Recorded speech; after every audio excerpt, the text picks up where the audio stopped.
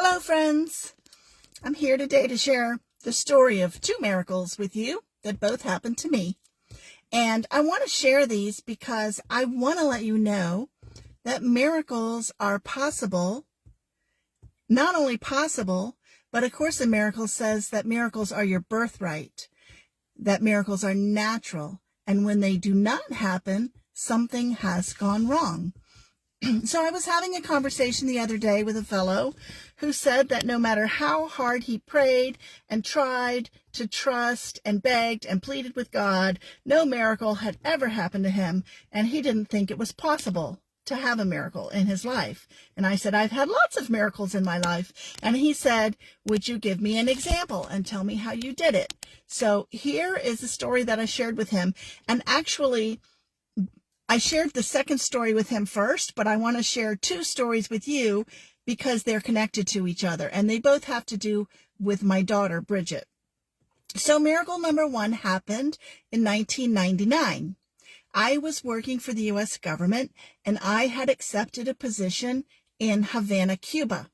I was very excited about the job. It was a management position, and I speak Spanish and I wanted to do this, take this assignment. But right after I accepted the assignment, my husband got hired by the State Department and assigned to Atlanta, Georgia. So I fulfilled my obligation to go to post. At the time, I had a son who was 3 years old and a daughter who was 8 months old and a little dog. And I took them to Cuba with me while my husband went to Washington, D.C. for training for his new assignment. And then he got assigned to Atlanta, which he didn't have any say about or any control over, but he tried to get as close to Cuba as he could so we could see each other once in a while. Well, we didn't see each other for 4 months.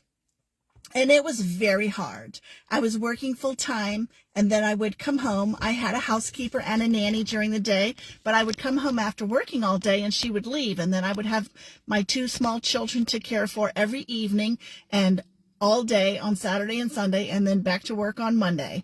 So I was enjoying my work, but it was a struggle because I was tired a lot. I didn't have any real help or relief.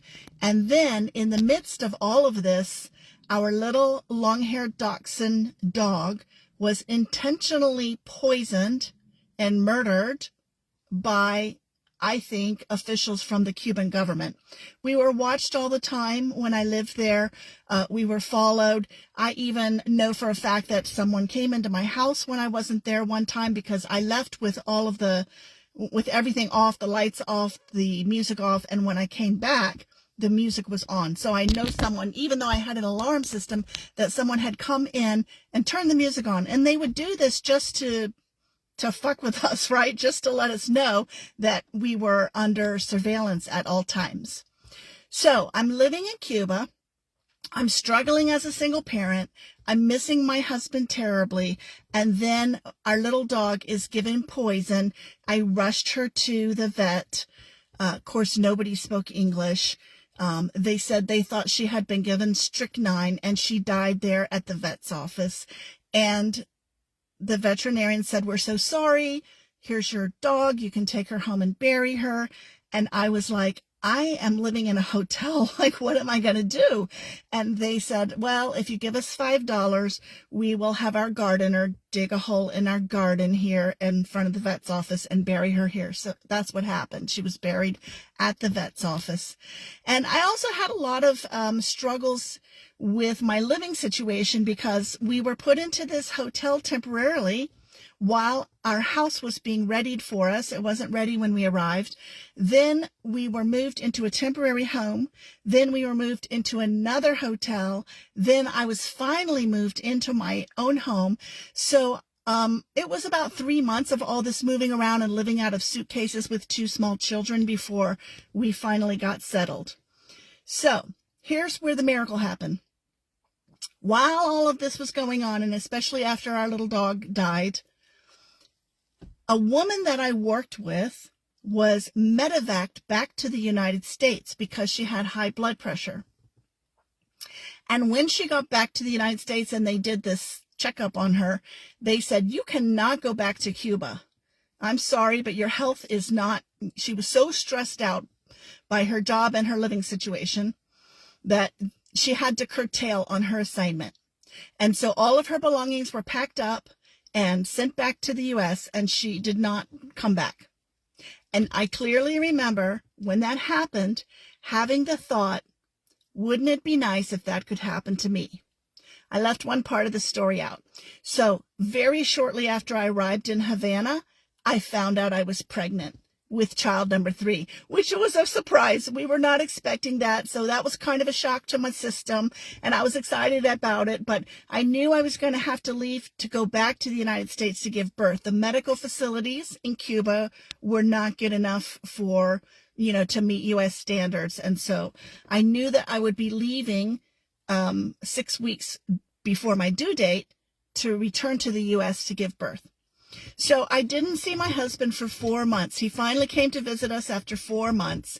And I had this thought, wouldn't it be cool if I could go back to the United States to give birth and then stay there with my husband and my family and have all of my belongings packed up for me?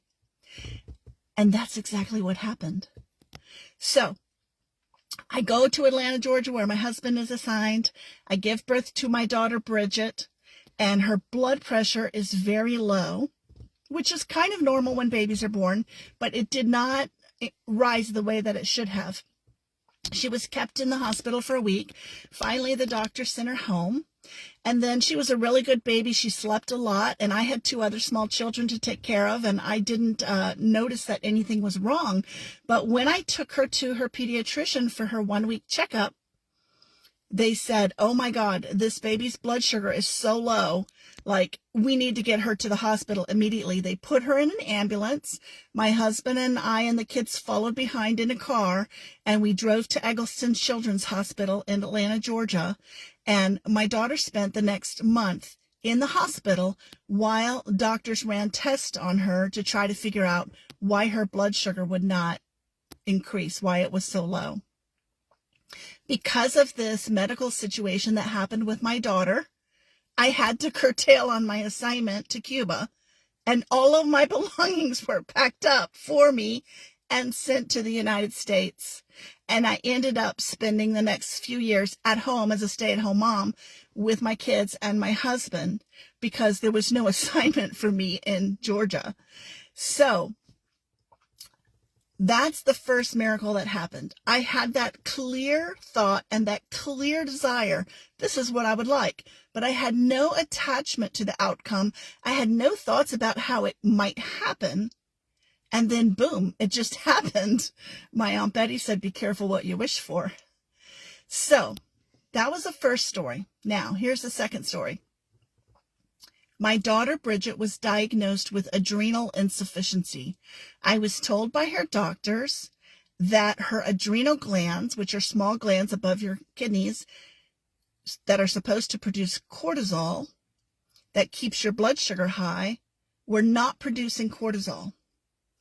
And that we would need to artificially give her cortisol every day, and that she would need to take this artificial cortisol for the rest of her life because they said her brain is going to say, oh, I'm getting cortisol. My body doesn't need to produce it. So we were told that was the situation. Other than that, she was healthy. We took her home from the hospital after we got this diagnosis, and we had to check her blood sugar regularly to make sure that it was staying high and give her cortisol, which was a liquid that we shot in her mouth every day. And we were told that would be her situation for life. Well, when she was 3.5 years old, my husband said, I want to have her retested because my career involves traveling and living abroad, and I need to be able to figure out where we can go that has good medical facilities for Bridget if we're going to take her overseas, or if I'm going to have to do unaccompanied assignments and leave the family in the U.S., or what the deal is going to be for my career. So we took her back to Eggleston Children's Hospital, and we had her retested. And the doctor said, there's not a thing wrong with this child. She doesn't ever need to come back here. No explanation. as to what happened. We don't know if she outgrew the condition. We don't know if her system just suddenly started producing cortisol on its own, and we don't know if the doctors made a mistake the first time around, and we didn't care. They said she's perfectly healthy and she never needs to come back. And that was that. So here's what I want to tell you about how that miracle happened. I never resisted Bridget's diagnosis and said, oh my God, I wish she were healthy. I wish things were different. I wish, I had no resistance whatsoever to her situation. In fact, I was grateful that her diagnosis had allowed our family to come back together and be together in Georgia. But also, I never ever saw her as lacking in any way. When I looked at my daughter, to me, she was the most perfect, most beautiful child. I loved her with all my heart, unconditionally. I never had the thought that I might love her more if she was healthy or if things were different. That thought never crossed my mind. And I am 100% convinced that the love is what healed her. The love and the acceptance. Love, unconditional love, is accepting someone just the way they are, without wanting them to be different, without expecting them to change, without having expectations for their behavior, but just pure, unadulterated acceptance. And that is how I felt towards my daughter. I never tried to make something happen. In fact, I know that the ego is incapable of making anything happen. The ego has no power in this world, but with spirit, anything is possible. And spirit comes through us when we love one another.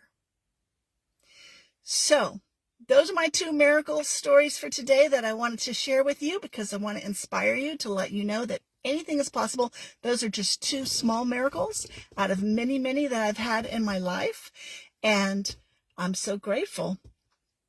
Thanks for showing up. Glad to share this story with you. I'm Teresa McGallagher, in case you don't already know, and I love you. Bye-bye now.